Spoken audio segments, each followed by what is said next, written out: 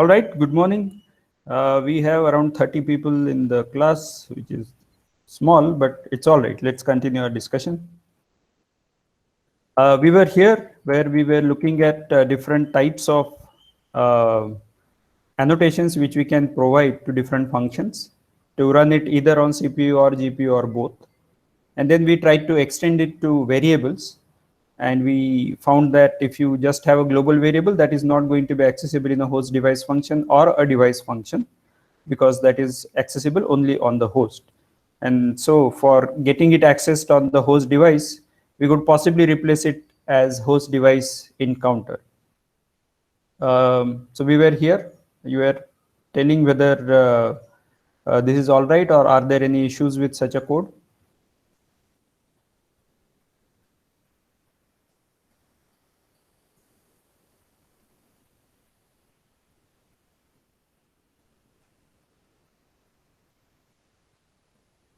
Any suggestions?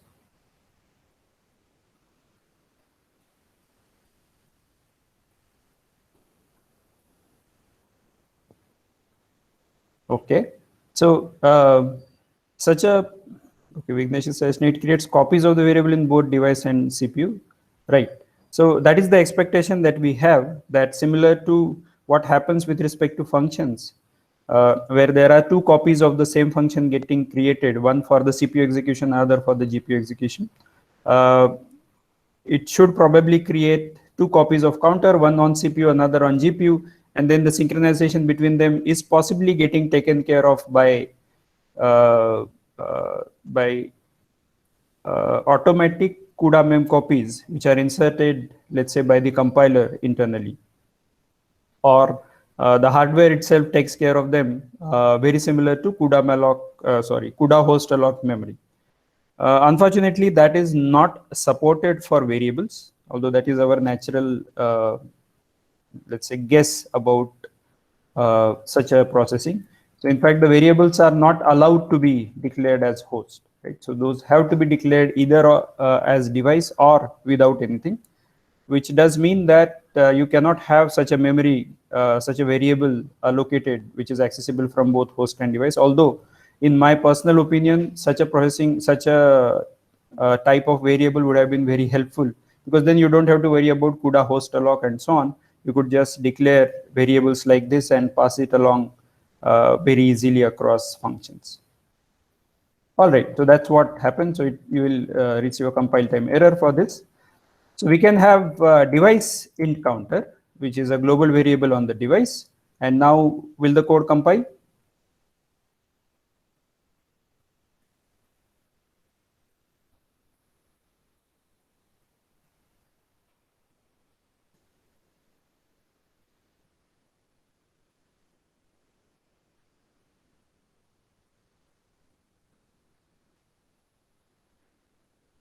Okay, so the code is expected to not compile because we are accessing that counter in the host device function, and it's accessible only in the device function, and therefore it's not expected to work out. So it turns out, by the way, yeah, so I should mention that also. It so happens in this case that there is no call to fun from a host function directly, in the sense that printk is a kernel, right? And there is no call to fun from main, from a host function.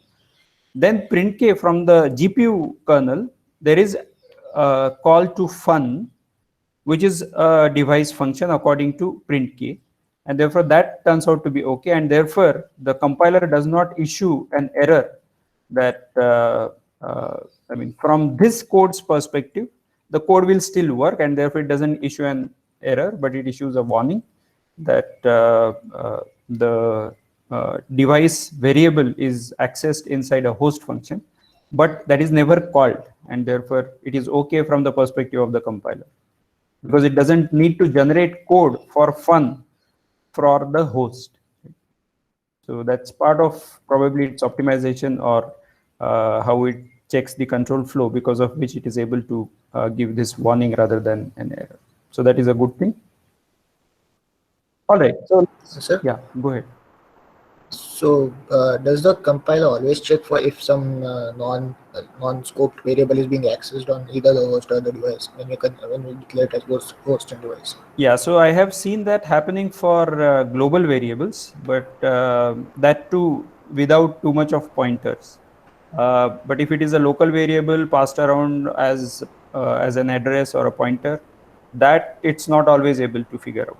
Right? So you can have a very complicated code, if condition, etc. For example, in this case, I could have had a call to fun from main where the call is if x equals y, then fun, else print k, right? And x and y values are never going to be the same. Maybe those are, let's say, two unique variables or something like that, referring to two unique values.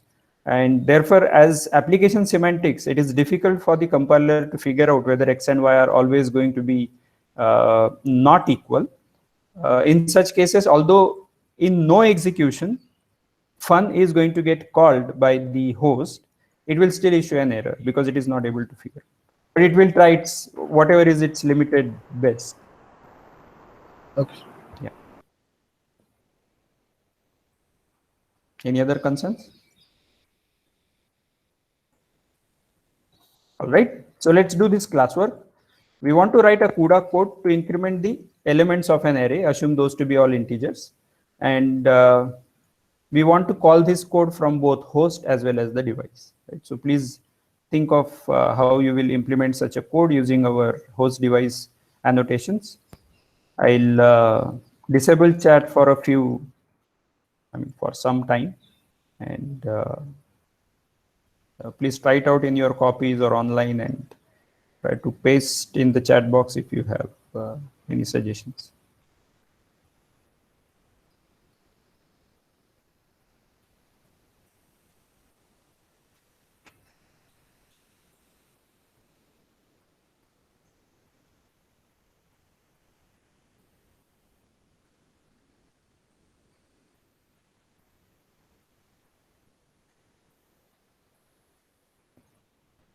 Meanwhile, I'll just mention, since Niranjan asked this question about the compiler, the NVCC compiler does perform, or for that matter, even GCC does perform several optimizations as part of its processing. In fact, you should be careful while comparing performance of CPU code versus GPU code, not only in your course projects, but also otherwise. The reason being that the GPU code automatically, and NVCC automatically has an O3 flag for the GPU code, which means that your GPU code is going to get compiled with all optimizations on. Whereas your CPU code will be by default O0, and therefore it will not be optimized as such. So when you compile the same code, or let's say sequential code with GCC file name .c, hardly any optimizations are going to get enabled. Whereas the GPU code, when you compile, it's already optimized at the most precise, most highest level. So the comparison is not appropriate. You should compile your sequential code also with GCC -O3 or -O2, whichever gives you better performance, and then compare the two performances. Otherwise, it can be a little misleading. Yeah, so what I was mentioning also is that although there are several optimizations which get embedded into the compiler is also evolving. And in case some of you have interest in the compilation part, you should think about contributing to NVCC or other compilers to see if you can perform certain interprocedural optimizations, especially interprocedural across device functions. So that is not very optimized in the current NVCC compiler. It requires a good amount of program analysis, interprocedural program analysis, but yeah, it's something which is going to be very helpful for the whole community. All right, so I'm going to enable chat in case somebody wants to push pseudocode or the code corresponding to that. Okay, Aditya has pasted something. Host device increment ARR of I plus equal to 1. I see. And yeah, that's interesting. And how will you call it from the host?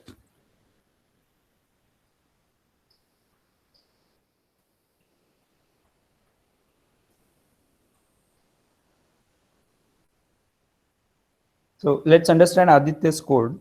So he has an increment kernel, which is calling this increment element using the array and an ID, which is the index with which needs to be incremented.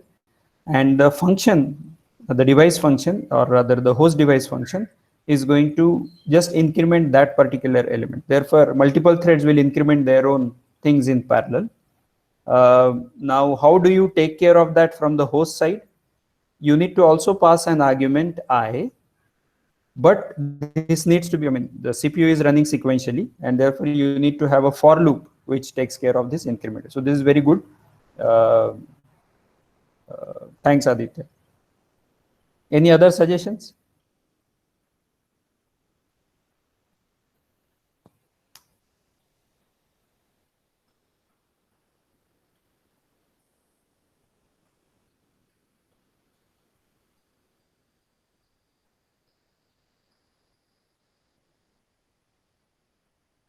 Okay, so I'm going to show a slightly different code first, and then we will reach Aditya's code. So this is my code. What I have is a for loop inside fun itself, right, where fun is the host device function. How do I call it from the kernel? I just call fun of ARR from the device function. And but then how does multiple threads process this fun? Do they repeat the processing? Well, what I have done is that I am calling that dfun kernel using a single thread, and fun also from the host as a single thread.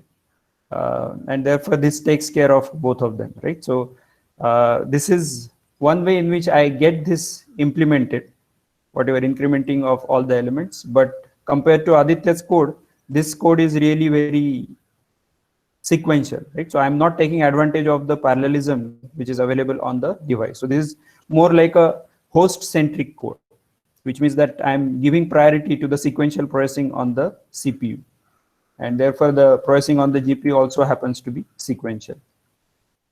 So Aditya's code is going to improve upon that. So let's make it device centric. Right? So can you avoid this for loop on inside fun? And that is possible by making it device centric the way Aditya has done.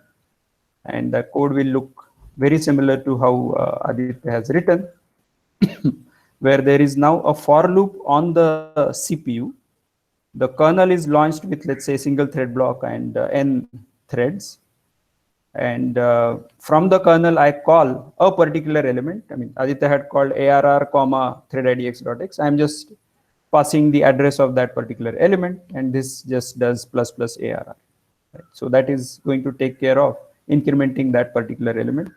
So this becomes a device-centric code where I do take care of the parallelism, right? And from the CPU side, it is still sequential, which is what we have currently, until we learn how to do that using OpenMP on the CPU.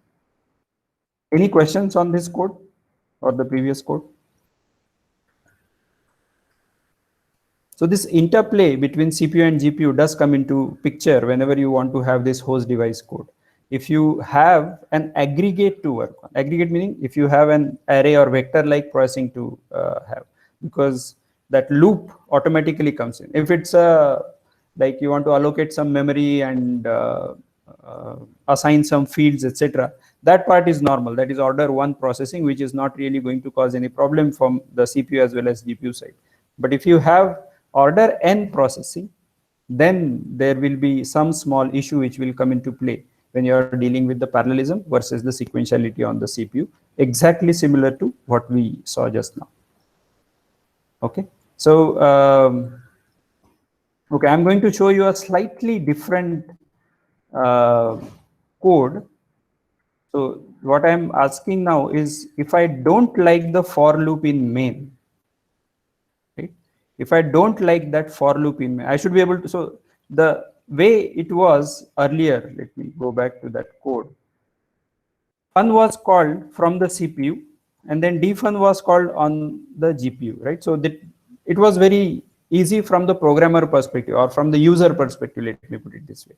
If I have pushed all of this into a library, then fun and defun, I was able to call directly, right, without having to write a for loop, etc. Is it possible to get that functionality in some sense? So I don't want the for loop in main, but I still want GPU parallel code. Is there a way I can achieve it? Any suggestions?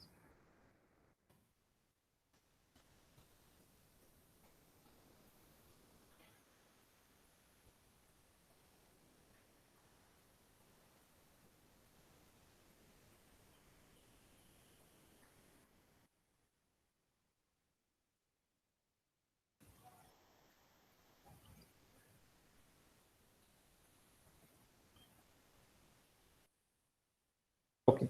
So one thing which one should remember is that you can't escape the loop. I mean, you can get into recursion and all. That is possible, another possibility. But essentially, that is also repetition in some way. So that repetition you can't avoid, because if you are calling from the host as just fun, you need to have that for loop inside the, let's say, that host device function. But despite having that for loop, you don't want to do repeated computation from the GPU, from the kernel. So is there a way to take care of that? Any thoughts?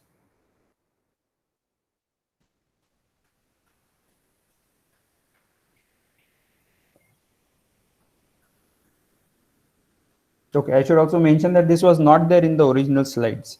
It so happened that 2 years ago, when we had a discussion about this in the class, one of the students came up with this different version of the code, and I decided to put that into the slides.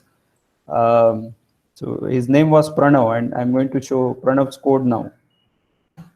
What he did was this, if you look at main, you have this fun directly getting called and defun also getting called, where defun is the kernel. From defun, he called ARR of threadidx.x, that is the memory location which is being done, which is being incremented by each individual thread, and then another variable which decided the bound or the number of elements to be processed. So that allowed this for loop to be executed, to be passed this parameter nn, which could be capital N from the host side and 1 from the device side, which allowed it to increment exactly once for the device code, for the kernel code, and n times for the host code. Right? So this is, in a sense, a little bit of combination of the two, the host centric and the device centric, not exactly, but we do get that feeling that, okay, I'm calling this fun directly and defun also directly. Any suggestions on this one?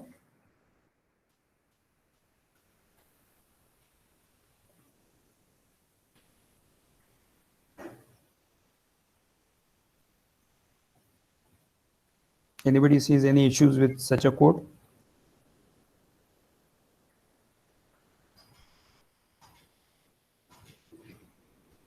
All right. Thread divergence, sure. There is a small possibility of thread divergence because of defun. I mean, you just wanted to do plus plus ARR of I, but now because of this, there is one condition which is going to get changed, which is going to get checked, which is rather unnecessary, right? So all the threads, it's not really thread divergence, it's additional check which is going to happen because of this for loop. So thread 0 will check 0 less than 1, then execute it, and then increment it to 1 less than 1 and not execute it. Similarly, thread 1 will check for 1 less than 1, sorry, did I say it correct? Yeah, 0 less than 1 again and 1 less than 1, and execute only the 0 less than 1 code. So there won't be any thread divergence as such, because all the threads are of the warp are going to do exactly the same processing.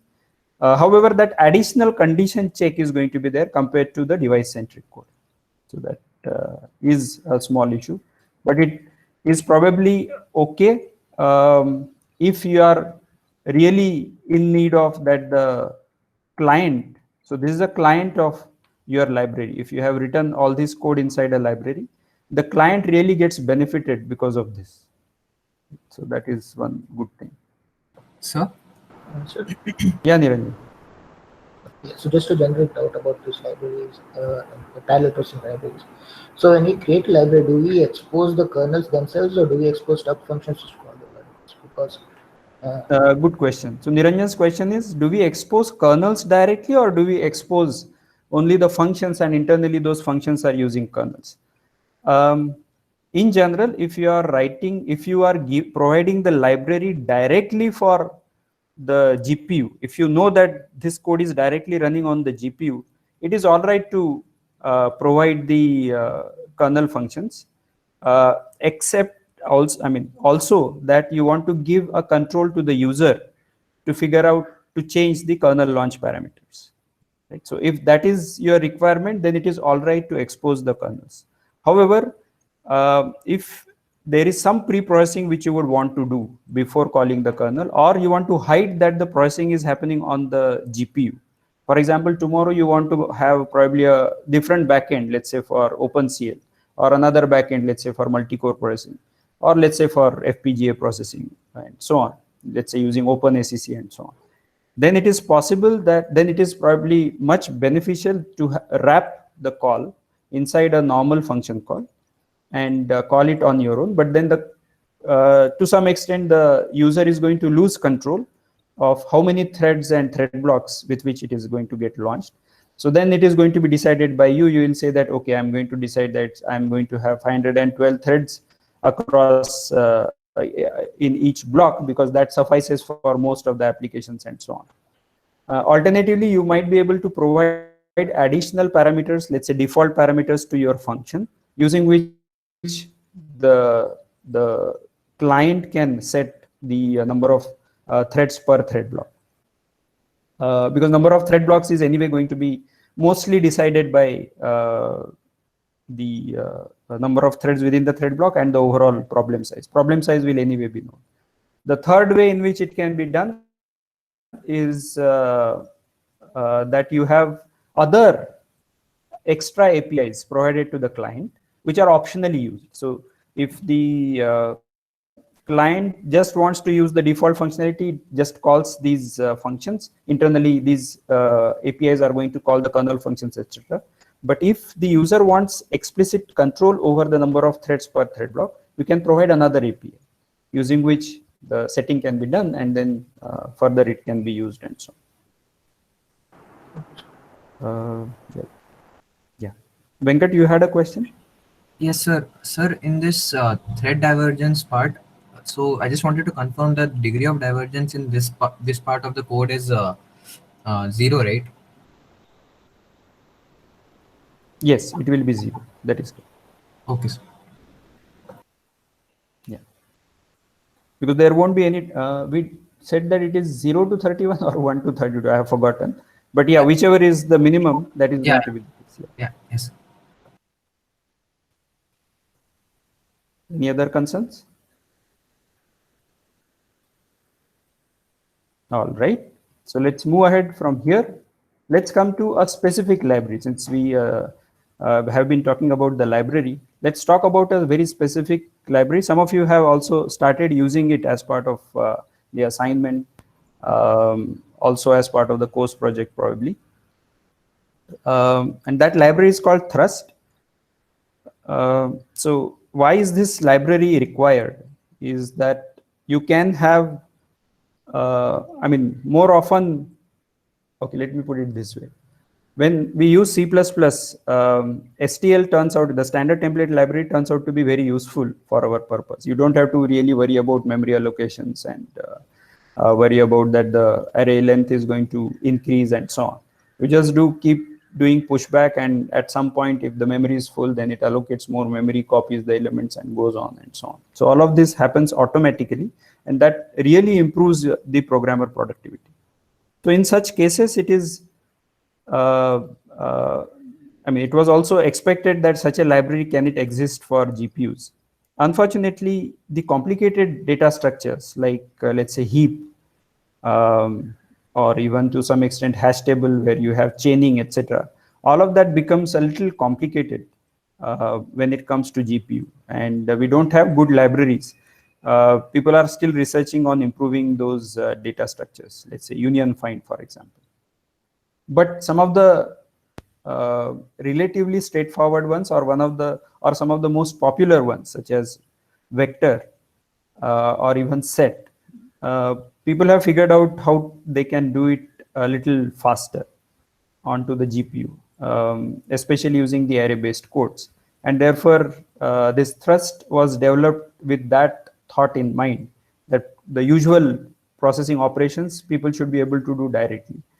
And the most of the processing that is happening in the backend, that is hidden from the user. So as Niranjan was asking whether we should expose the kernels or not. So none of those kernels are actually getting exposed as part of Thrust, but you are still aware that you are working with a backend device.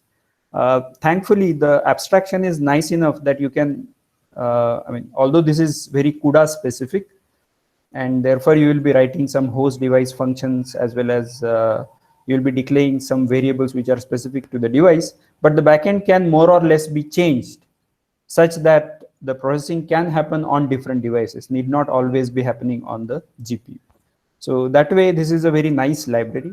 There are now other implementations of Thrust, in the sense that there is a similar library called Cub, which gets used for different purposes, but Thrust continues to be part of several code bases. And learning that is definitely going to be very helpful from the perspective of your projects. So let's, with that introduction, let's go deeper into it. So this is similar to STL. It has some parallel algorithms. So parallel processing is okay, but when we talk about algorithms, this doesn't mean the algorithms at the highest level where we talk about, let's say, shortest path algorithms or algorithms for finding nearest neighbors, etc. Not that way. Algorithms are slightly higher level than the usual insert delete operations, which are more like I want to search for an element into it, or I want to, let's say, take a slice of a particular vector from I to J and so on. So these are slightly higher level primitives. These are called as parallel algorithms. This algorithms term is not from Thrust. This is borrowed from the STL itself. So supports vectors as well as sets. I didn't mention that, and the associated transformation. So it's not only the read-only part of the vectors, which is what we have been using in the context of GPUs, where, read-only in the sense, let me put it this way, that you can, you usually do not modify the length of the vector, right? So we do write to the vector, but we have not been modifying the length of the vector, whereas that will be internally taken care of by this Thrust if required. Also, what we will be doing is, there will be times when we'll be requiring the variable to be present on the CPU or the GPU, right? So, but even if it is available on the GPU, I will be able to make use of that directly.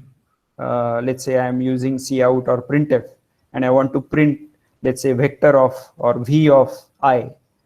Now v of I might be present on the GPU, but I would like to access it in the printf on the CPU, in which case the element needs to be copied back to the CPU, and this also is internally taken care of by Thrust, and that's really helpful from the programming productivity perspective.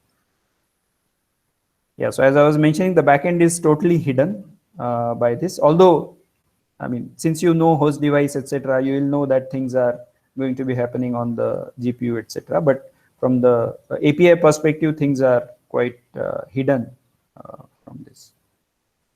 All right, so we are going to make use of functors. What are functors?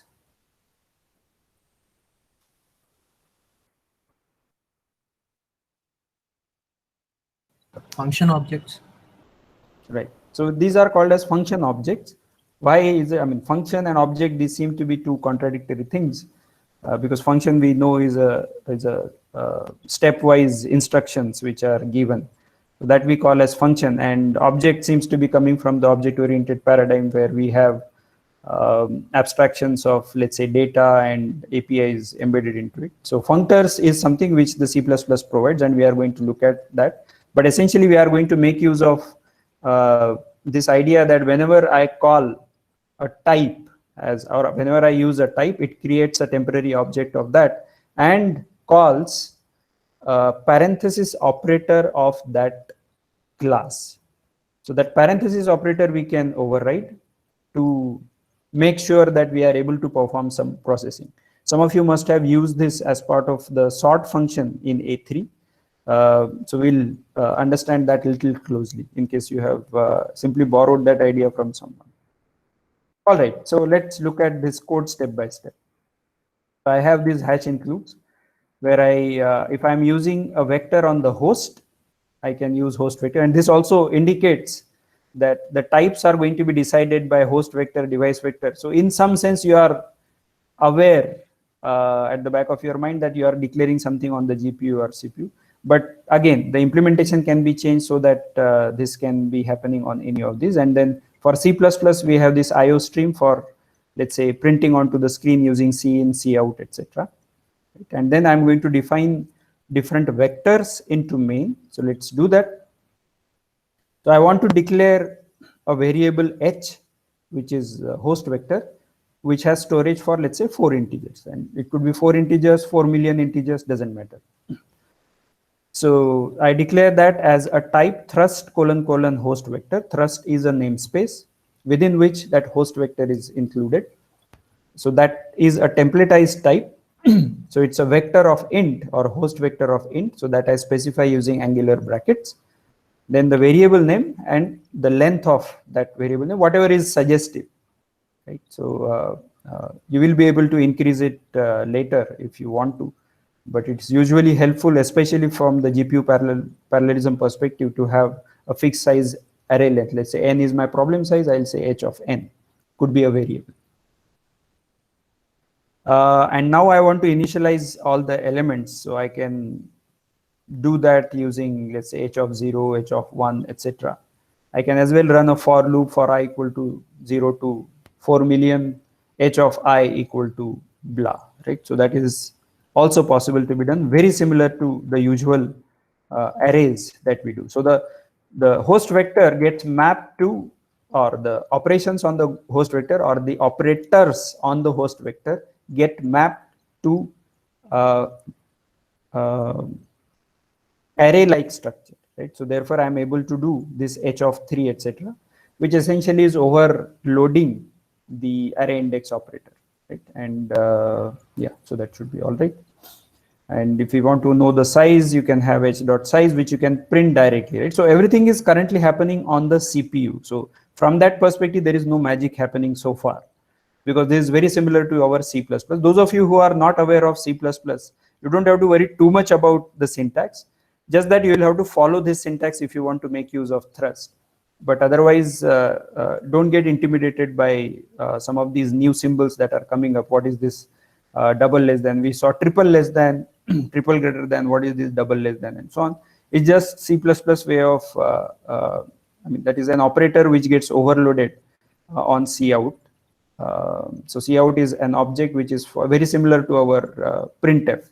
Right? So printf, h has size %d. Right? So that % is given as h.size. So that is also another way in which it can be done. Just that because of cout, you don't have to worry about %d, %c, etc.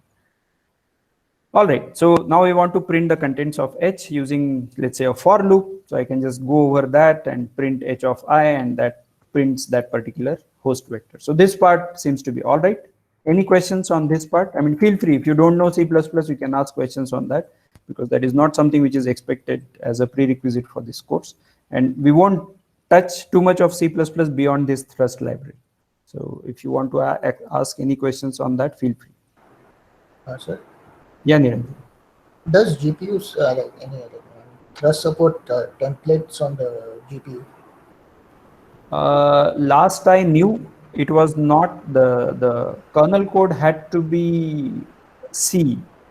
I don't know about the latest part, because there was some push to have templates on the kernel code, but I don't know if that is supported or not. So it is supported on the CPU side, but the kernel codes or the device codes had to be written in the C style, not C++ style. But I believe that that has changed, most probably. That is my guess. But yeah, that needs to be checked. Sir? Yeah, go ahead. Hello.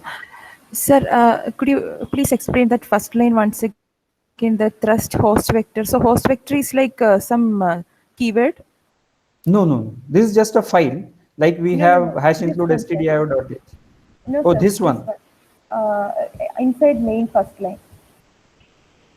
Right. So this one, right? Yeah, first line. Yeah, thrust host vector. Yeah. So yeah, thrust. And, yeah. Right. So namespace is a concept from C++ where think about it as a scope. You can have some relevant variables, which relevant variables functions you can push into a namespace.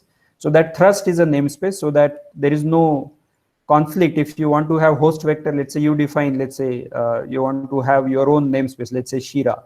So you can have a host vector inside Shira, and that will be named as Shira : host vector. So there is no confusion with respect to that. In contrast to C, where you have, let's say, standard library has string length function.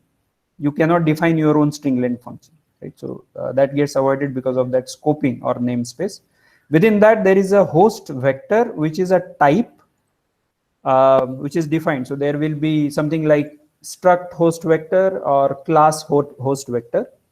And that is going to define some fields and APIs within that host vector class. This class is templatized, which means that you can pass a type while declaring this host vector. So that type could be integer, that type could be float, that type could be another structure, and so on. The advantage of that is that you can have a vector of integers, you can have a vector of floats, vector of some structures, etc. In C, you will have to create different types for each of these. But in C++, at least from the programmer perspective, the type turns out to be just pass that parameter, and internally the same thing happens. For example, inside vector, whether you are pushing an integer or whether you are pushing a structure element, both of the processing is going to be the same at the higher level. So that is provided by the templates. And then H is the variable name, and 4 is the size of the initial size of that host vector. Now, did you have any specific question on any of these, Shira, or this is okay? Yeah, this is okay, sir. Okay. Any other concerns, questions?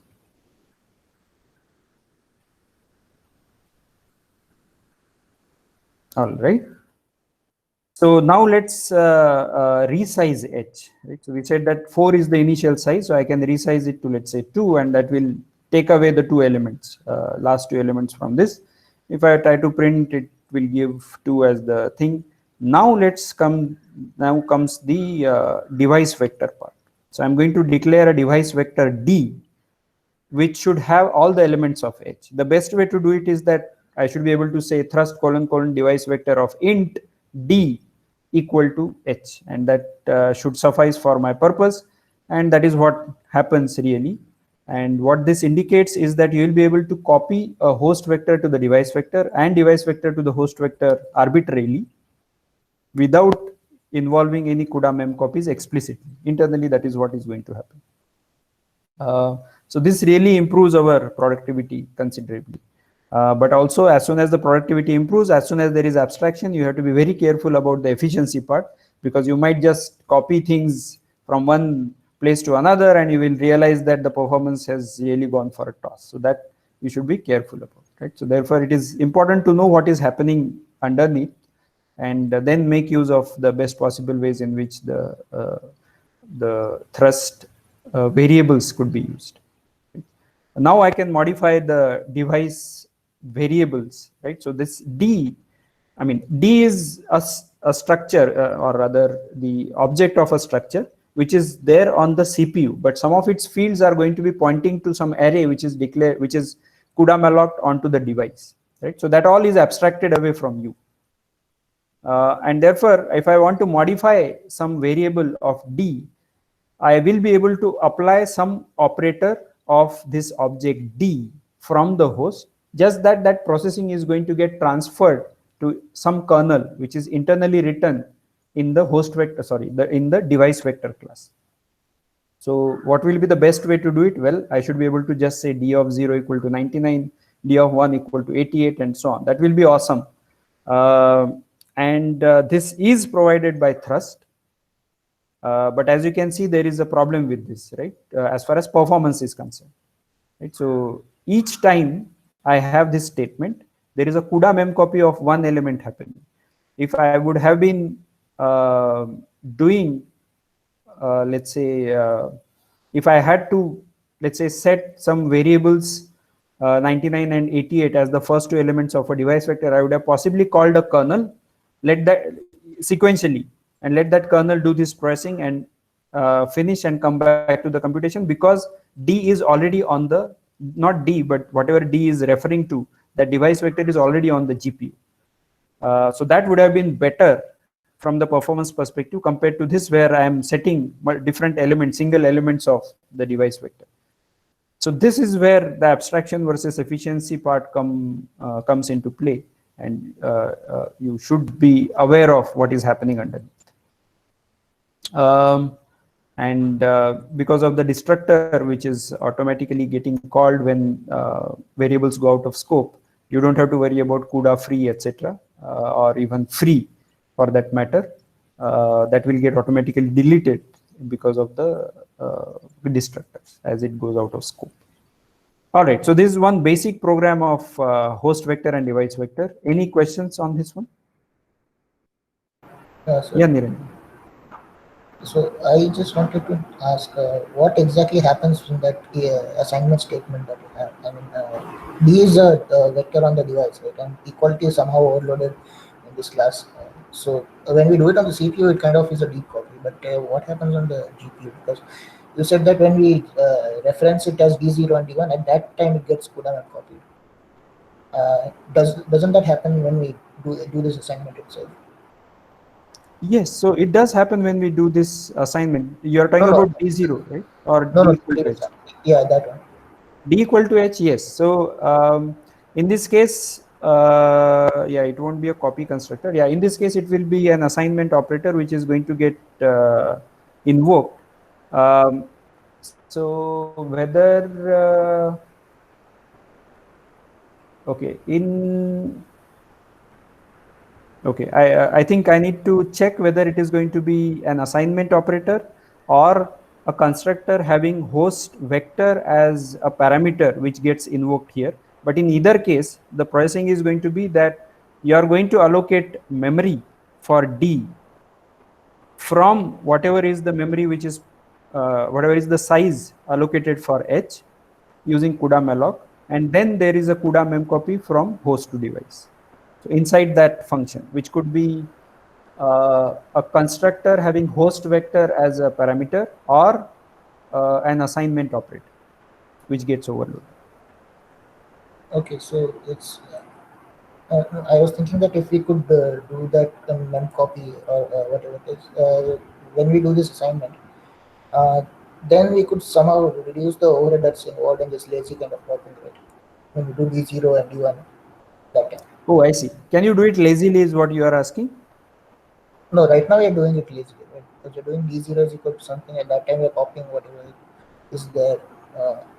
So, but we can do that when we assign it itself, right? No, we are not doing it lazily. We are actually doing it in an eager manner, that this D equal to H is going to copy those two elements directly to D. Oh, okay. Yeah, so and then I'm modifying it onto the using these functions. Okay. So it will have 14 and 20, and then I'm modifying those to 99 and 80. Yeah, there. Yeah, so this lazy evaluation is not happening, although that might be a very useful thing to do from the perspective of performance, because in case I'm not really using those, then I don't need to really get to CUDA mem copy. That is a valid point. That will require probably a different kind of internal processing engine which keeps track of these previous operations and just does that on demand. That's a good point. But yeah, that is not how it is done in Thrust. Okay. Any other concerns, questions? Sir, here when you do int d equal to h, right? That time actually the whatever memory allocated to host that will be allocated to d in the GPU, right? And Right. like QDAM alloc is happening as well as QDAM mcopy is also happening. That is what you said. Yes. Yes. So okay, so if okay, so then d of 0 is equal to 99 and d of 1 equal to 88. When you do, you are telling is this is happening in CPU or in GPU?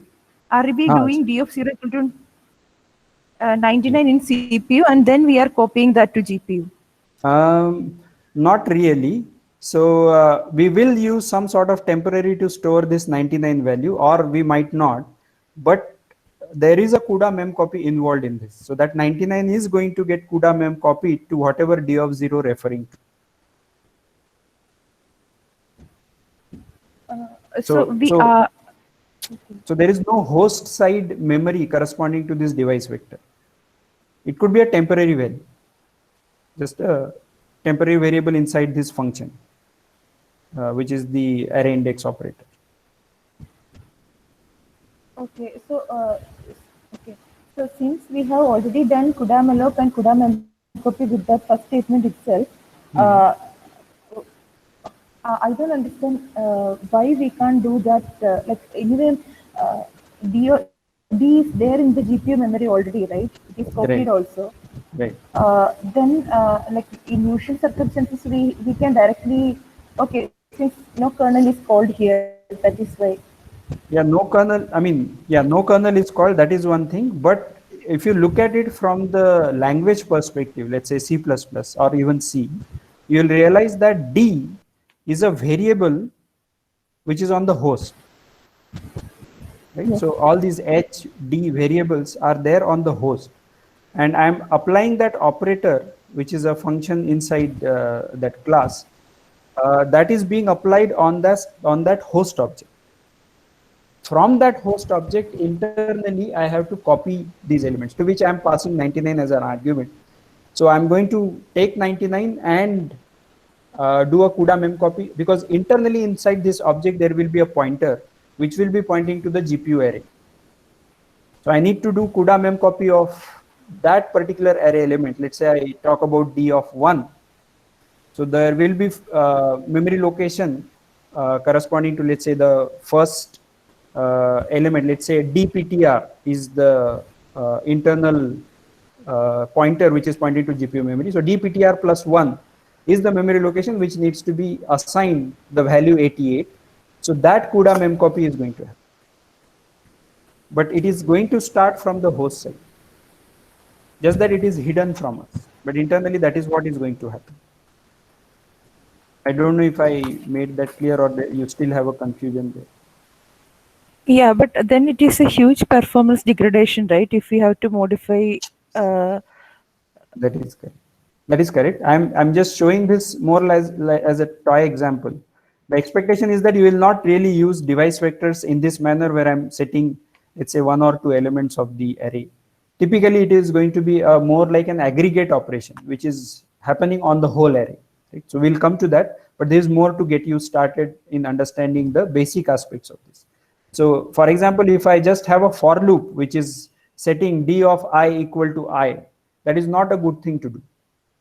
What we should do is do an aggregate operation on the whole T, so that it gets converted into a kernel, and that operation happens there, rather than individually for each element. Right? So that is the expectation. That is correct. That it will be a huge performance overhead if we do it this way. Sir, and one more thing, when we do D of 0 equal to 99, is H of 0 is also getting changed to 99? No. These are two separate memories. So yeah, it won't get affected. So if we want to copy this back to H, can we do H equal to D? Yes, you can do that. H equal to D you can do. It will be doing CUDA mem copy from device to host. Okay, fine. Okay, sir. Any other concerns? All right. Okay, so we'll do other operations of thrust, because that will take some time for me to explain. We'll stop here. If you have any questions, we can take those up now. So I'll show those aggregate functions in tomorrow's class. Sir, on the just the logistical front, is it possible to get like just a 1 day extension to the deadline without the marks cut? For A4, Yes, for A4, sir. yeah, I would like to avoid that. Sorry about that, since we have already extended it by 2 days. Therefore, I would like to avoid that. It's becoming a bit of a pain to debug, sir, because the code is getting longer and longer. So, I mean, Yeah, it's a it's complicated more based than code, the I other. agree. Yeah, that is true. I understand that. But to be fair to other students who are able to submit it by 20th, I would like to not extend it. I mean, that's the reason why we have that 75% thing. So we'll continue with that. Okay, sir. Sir, one more thing. Sir, is if this 4 kernels are not completed, like 1 or 2 kernels are completed, will there be partial grading, or we need to get overall for because the output will be like suppose we haven't completed addition, for example, then we do a search. The output file will be entirely different, right? But the search works correctly. Will there be any consideration? Because I know evaluation will be painful in such cases, but will there be any consideration of partial grading in based on kernels? Shira, I suggest that you just drop me an email because I'll have to discuss these with the TS. So what we have most probably done is that we have created the test cases such that all operations are there, most probably in all of them. What we'll have to do is to see if we can modify the test cases such that some test cases will have only, let's say, couple of simpler operations.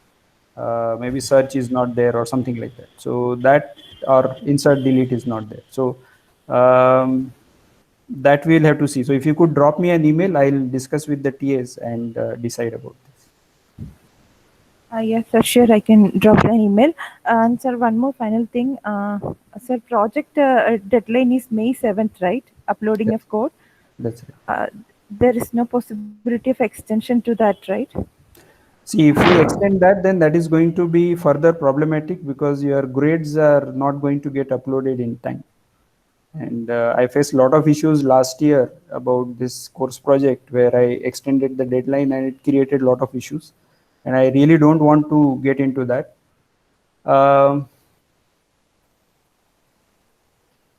Okay, let me think about it. I can't think right now, but let me think about it, about the course project deadline.